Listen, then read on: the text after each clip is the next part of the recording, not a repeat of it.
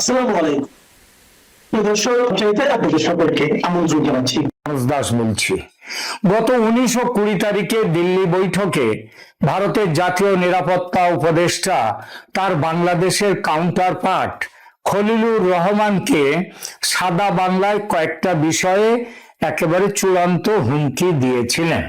তার মধ্যে সবচেয়ে বড় হুমকি ছিল বাংলাদেশের মাটিতে পাকিস্তানের আইএসআই এর সঙ্গে তাল মিলিয়ে যে ভারত বিরোধী জঙ্গি তৎপরতা চলছে তা বন্ধ না করলে ভারত নিজেই ব্যবস্থা নেবে সেটা বন্ধ করার। অর্থাৎ ভারতীয় সেনা বাংলাদেশে ঢুকে যাবে। তারপর শুধু যে জঙ্গিদের বিরুদ্ধে ব্যবস্থা নেবে তা নয়, আরো অনেক হিসাব মেটাবে। খুব স্বাভাবিকভাবেই ভারতের এই হুমকিকে কথার কথা মনে করার কারণ ছিল না। খোঁজ নিচ্ছিলাম এই হুমকি পেয়ে বাংলাদেশ কি করে। খবর আসছিল অসমর্থিত সূত্র থেকে যে জঙ্গিদের বিরুদ্ধে ব্যবস্থা নিচ্ছে নাকি সেখানকার সেনা, সরকার নয়, সে দেশের সেনা। কারণ সরকার চায়নি জঙ্গিদের বিরুদ্ধে ব্যবস্থা নিতে, তাহলে তো সরকারের গদিটা টলমল করে যাবে, পড়ে যাবে সরকার। আর সেনাও সরকারকে না জানিয়ে কিছু ব্যবস্থা নিতে বাধ্য হয়েছে। তাই বাংলাদেশ সেনার কাছ থেকে এই ব্যাপারে ভারতীয় সেনার কাছে কিছু খবর এসে পৌঁছেছে। যদিও ভারত খুশি নয় ব্যবস্থার পরিমাণগত দিক দিয়ে, এবং সেটা বাংলা সেনাকে জানিয়েও দিয়েছে যে এইটুকুতে আমরা খুশি নই, এবং বলেছে যে উই ওয়ান্ট মোর অ্যাকশন, না হলে বিপদ আছে। কি সেই বিপদ বলবো সেটা, তার আগে জঙ্গিদের বিরুদ্ধে কি ব্যবস্থা নিয়েছে বাংলাদেশের সেনা তার কথা বলি। 19-20 নভেম্বর 2025 তারিখে দিল্লিতে বাংলা ও বাংলাদেশের জাতীয় নিরাপত্তা, তাই দিল্লিতে ভারত ও বাংলাদেশের জাতীয় নিরাপত্তা উপদেষ্টাদের বৈঠকের ঠিক পরেই বাংলাদেশে একটি সামরিক অভিযান পরিচালিত হয়েছে। এই তথ্য বিভিন্ন সূত্র থেকে অসমর্থিত কিন্তু নির্ভরযোগ্য আমরা পেয়েছি। নিচে ঘটনাগুলোর বিস্তারিত যোগসূত্র তুলে ধরা হলো। এক, অজিত ডোভাল ও খলিলুর রহমানের বৈঠকটি মূলত কলম্বো সিকিউরিটি কনক্লেভের অংশ ছিল, তবে দুই দেশের নিরাপত্তা প্রধানরা গুরুত্বপূর্ণ দ্বিপাক্ষিক বিষয় নিয়েও একান্ত বৈঠক করেন। ভারতীয় সংবাদ মাধ্যম ও নিরাপত্তা বিশ্লেষকদের মতে ভারত এই বৈঠকে সীমান্তের ওপার থেকে আসা জঙ্গি হুমকি এবং বিচ্ছিন্নতাবাদী গোষ্ঠীগুলোর, যেমন কুকি চিন বা কেএনএফ, তাদের কার্যক্রম নিয়ে ভারতের উদ্বেগের বিষয়টি জোরালোভাবে তুলে ধরেছিল। বৈঠকের অব্যবহিত পরেই সামরিক অভিযান করে বাংলাদেশ সেনা। বৈঠকের মাত্র 4 দিন পর 24 নভেম্বর 2025 বাংলাদেশ সেনাবাহিনী পার্বত্য চট্টগ্রামে একটি বড় ধরনের অভিযান চালায়। তাদের লক্ষ্যবস্তু ছিল কুকি চিন ন্যাশনাল ফ্রন্ট বা বোম পার্টি। ভারত দীর্ঘদিন ধরেই অভিযোগ করে আসছে যে এই গোষ্ঠীটি সীমান্তের দুপাশে অস্থিরতা তৈরি করছে এবং মিজোরাম সীমান্তে ভারতের নিরাপত্তার জন্য তারা হুমকি। এর ফলাফল কি হলো? এই সামরিক অভিযানের বান্দরবানের রুমা উপজেলার গহীন জঙ্গলে সেনাবাহিনীর এই বিশেষ অভিযানে 3 জন কেএনএফ জঙ্গি নিহত হয়। সেখান থেকে বিপুল পরিমাণ অস্ত্র ও গোলাবারুদ উদ্ধার করা হয়। এই জায়গাটি, অভিযানটি মূলত বান্দরবান ও রাঙামাটি সংলগ্ন দুর্গম সীমান্তবর্তী এলাকায় পরিচালিত হয়েছে, যা ভারতের মিজোরাম সীমান্তের খুব কাছে। ভারতের অজিত ডোভালের অন্যতম দাবি ছিল জঙ্গি ঘাঁটি বাংলাদেশের যেগুলো, সেগুলো গুটিয়ে দিতে হবে, ভেঙে দিতে হবে। সেই জঙ্গি ঘাঁটিতে তো শুধু কেএনএফ নয়, বাংলাদেশের নিজস্ব জঙ্গিরাই আছে তার মধ্যে বেশি। আনুষ্ঠানিকভাবে এই দাবি স্বীকার করা না হলেও ঘটনা প্রবাহ অত্যন্ত ইঙ্গিত দিচ্ছে। কাকতালীয় নাকি পরিকল্পিত জানা যায় না। অজিত ডোভাল নিরাপত্তার বিষয়ে জিরো টলারেন্স বা কঠোর ব্যবস্থা নেওয়ার বার্তা দেওয়ার ঠিক পরেই এই অভিযান পরিচালিত হয়েছে। বিশ্লেষকদের ধারণা, ভারত সুনির্দিষ্ট গোয়েন্দা তথ্য শেয়ার করেছিল খলিলুর রহমানের সঙ্গে, যার ভিত্তিতে বাংলাদেশ সেনাবাহিনী এই সার্জিক্যাল ধাঁচের অপারেশনটি চালায়। কিন্তু শুধু কেএনএফ কেন, কেএনএফ এর সাথে ভারতের উত্তর পূর্বাঞ্চলের বিচ্ছিন্নতাবাদীদের এবং কোনো কোনো ক্ষেত্রে আন্তঃসীমান্ত অস্ত্র চোরাচালান চক্রের যোগসাজশ রয়েছে। তাই এই ঘাঁটিগুলো উড়িয়ে দেওয়া ভারতের নিরাপত্তার জন্য স্বস্তিদায়ক। কিন্তু বাংলাদেশের নিজস্ব যে জঙ্গিরা আছে, তাদের নিজেদের যে জঙ্গিরা আছে, ওই আল শামস, আল বদর, এবিটি, হিজবুত তাহরির, এই যে সবগুলো রয়েছে, তাদের ক্ষেত্রে কি ব্যবস্থা? কোনো ব্যবস্থা নেওয়া হয়নি এবং তার জন্য ভারত এই ব্যবস্থাতে সন্তুষ্ট নয়। এটুকুতে ভারত বেশ বড় ধরনের 12টি জঙ্গি ঘাঁটির তালিকা দিয়েছিল খলিলুর রহমানের হাতে। তার মধ্যে মাত্র 2-3টির ক্ষেত্রে ব্যবস্থা নিয়েছে বাংলাদেশ, সেগুলো ওই কেএনএফ জঙ্গিদের ব্যাপারে, বাকিগুলো যথারীতি আছে। বাংলা সেনা বলছে তাদের নিজেদের জঙ্গি, বাংলাদেশের নিজের জঙ্গিদের ক্ষেত্রেও নাকি শীঘ্র ব্যবস্থা নেওয়া হবে। কিন্তু ভারতের কাছে গোয়েন্দা সূত্র থেকে খবর এসেছে সেনাবাহিনীর এই অ্যাকশনের বিরুদ্ধে ইউনূস সরকারের সমর্থক যারা আছে, যেসব দলগুলো, বিশেষ করে জামাত, এনসিপি, এমনকি বিএনপি, তারা খেপে গেছে। তারা ইউনূসকে দিয়ে সেনার হাত বেঁধে দিয়েছে। ফলত অ্যাকশনে যাওয়ার ব্যাপারে প্রস্তুতি চূড়ান্ত করে ফেলেছে ভারত।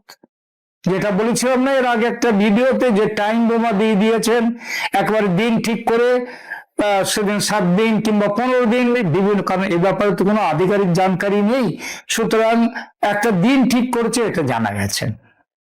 তাহলে ব্যাপারটা দাঁড়াচ্ছে যে অভিযান হয়েছে বটে, তবে সেখানটায় বড় কিছু হয়নি। বাংলাদেশের সংবাদ মাধ্যমগুলোতে অবশ্যই এই বিষয়ে খবর ব্ল্যাক আউট করা হয়েছে। তবে ভারতীয় গোয়েন্দারা কনফার্ম করেছে যে বান্দরবান জেলার দূরবর্তী ক্যাম্পে রোহিঙ্গা যুবক এবং জঙ্গি সংগঠনের সদস্যদের প্রশিক্ষণ দেয়া হচ্ছে। ব্রাহ্মণবাড়িয়া জেলায় একই ধরনের কার্যক্রম পরিচালিত হচ্ছে। সিলেট জেলা পাকিস্তানের সামরিক প্রশিক্ষকদের তত্ত্বাবধানে প্রশিক্ষণ ক্যাম্প চলছে। প্রশিক্ষণের বিষয়বস্তু হলো এই ক্যাম্পগুলিতে আইইডি তৈরি, গেরিলা কৌশল এবং সীমান্ত অনুপ্রবেশ প্রশিক্ষণ দেওয়া হচ্ছে। এই ক্যাম্পগুলোর বেশিরভাগই চলছে যথারীতি চালু আছে উত্তর বাংলাদেশের জঙ্গি ক্যাম্পগুলো, আর এতেই খেপে গেছে ভারত এবং প্রথম টার্গেট রেখেছে ওই উত্তর বাংলাদেশের অংশ, শিলিগুড়ি করিডোরের লাগোয়া সীমান্ত। প্রস্তুতি পর্ব শেষ, এখন শুধু ফায়ার বলার অপেক্ষা, তারপরে ধুমধুমার শুরু হবে। কিরকম প্রস্তুতি ভারতের?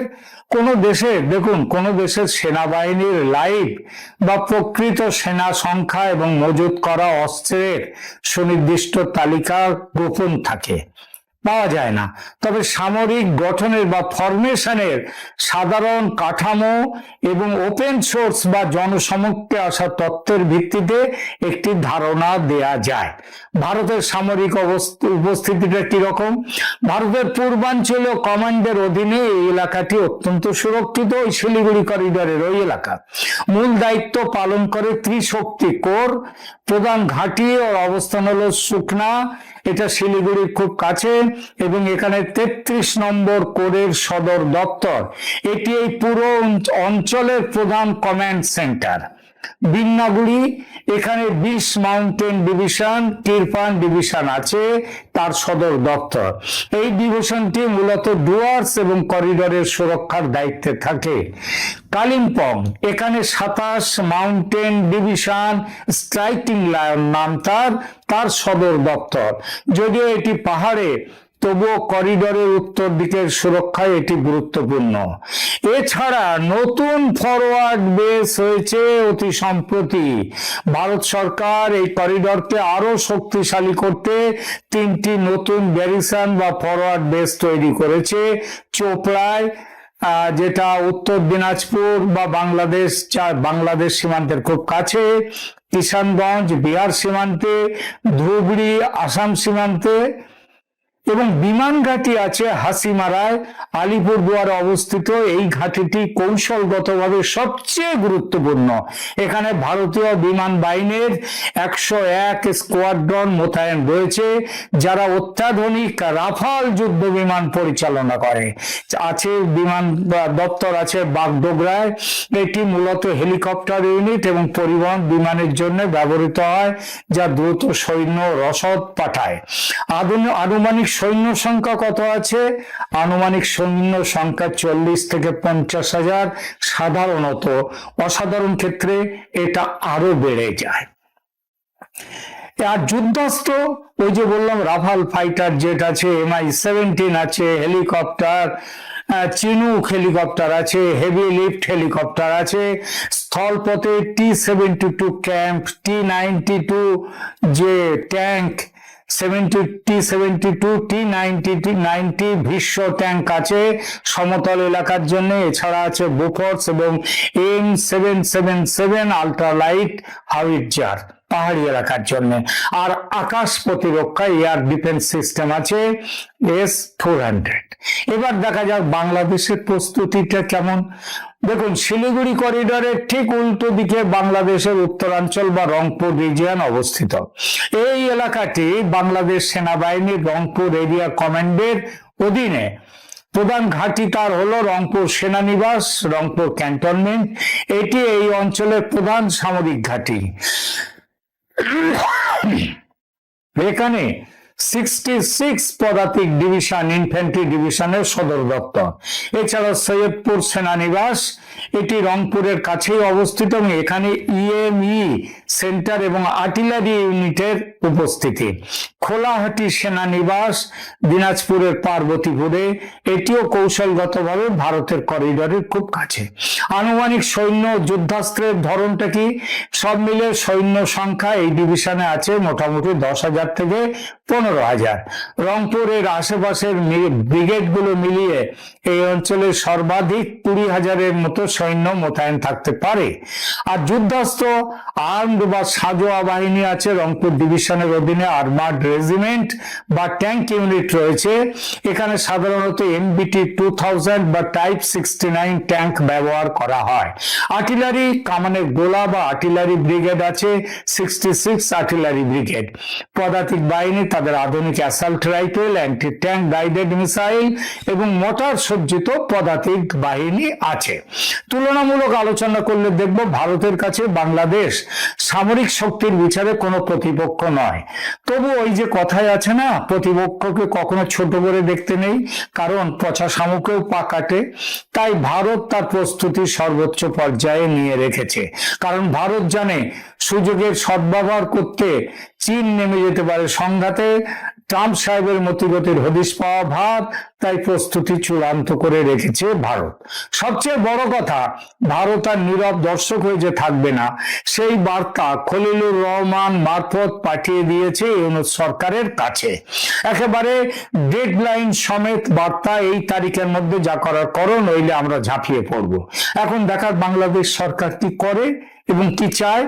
ইউনূস মাঝেই সেনাকে যুদ্ধের জন্য প্রস্তুত থাকতে বলেন। ভারত ছাড়া আর কার সঙ্গে তিনি যুদ্ধ করবেন? তার সেনাপতিরা, তার সঙ্গী সাথীরা, তারা ভারতের বিরুদ্ধে 50 লক্ষ সৈন্য, যুবক সৈন্য নামাবার কথাও বলেন। ভারতের বিরুদ্ধে যুদ্ধ প্রস্তুতির কথা ইউনূস যেমন বলেন, তেমন বলেন তার সাথীরা। এবার তাদের মনের আশা পূর্ণ হবে বলে মনে হচ্ছে।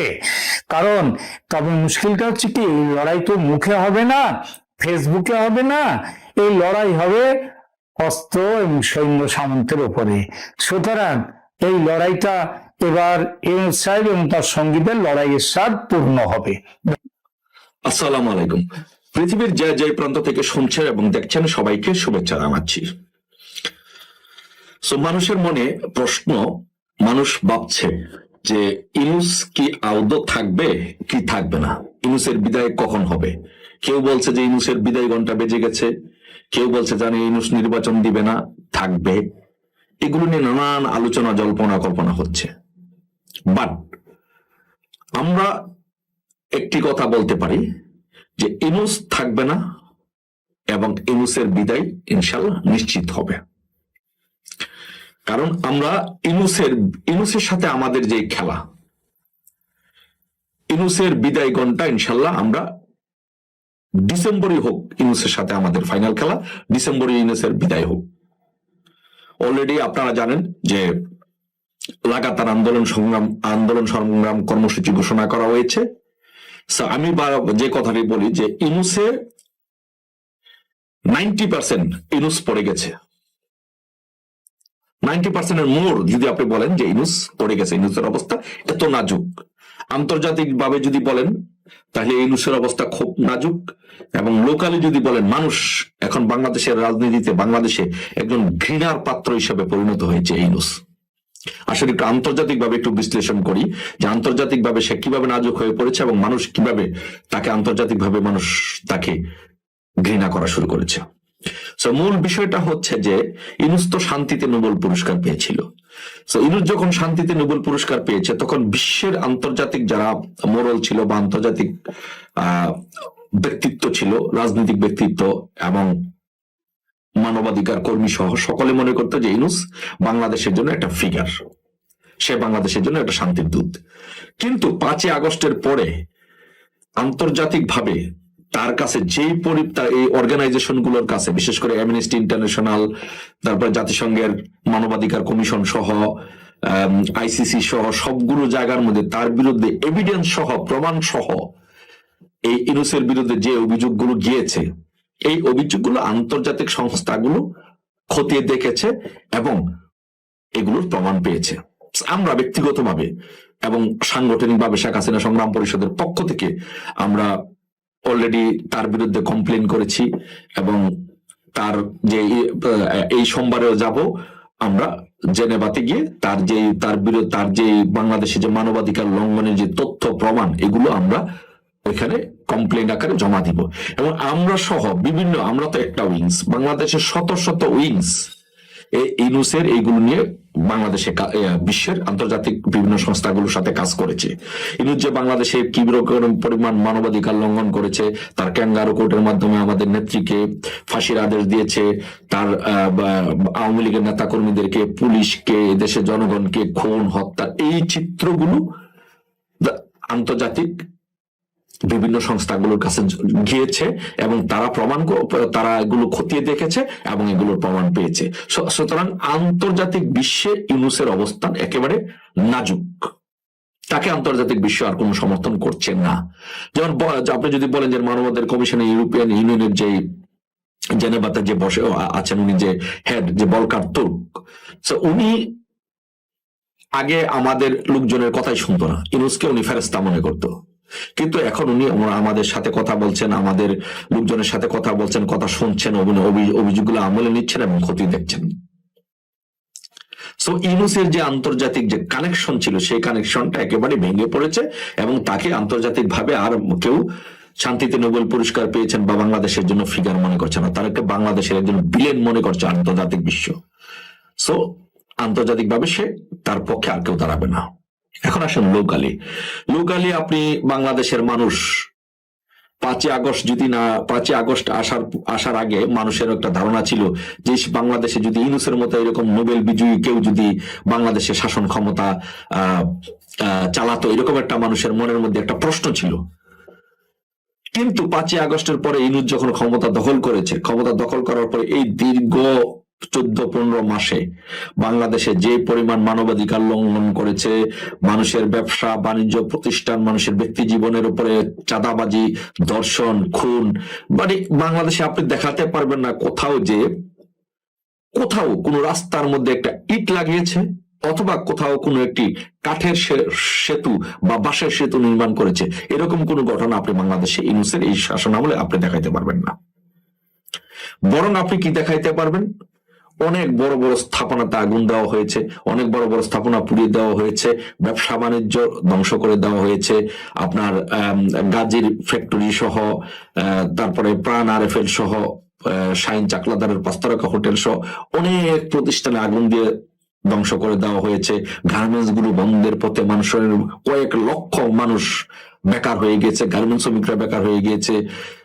এই যে একটা বাংলাদেশে একটা অরাজকতা, দুর্নীতি, লুটপাট, টেম্পু স্টেশনের আগে যেখানে মানুষ যদি চাঁদা দেওয়া লাগতো, আগে হয়তো 2 টাকা চাঁদা দেওয়া লাগতো, এখন চাঁদা দেওয়া লাগে 8 টাকা, 4 জনে যে চাঁদা যাচ্ছে।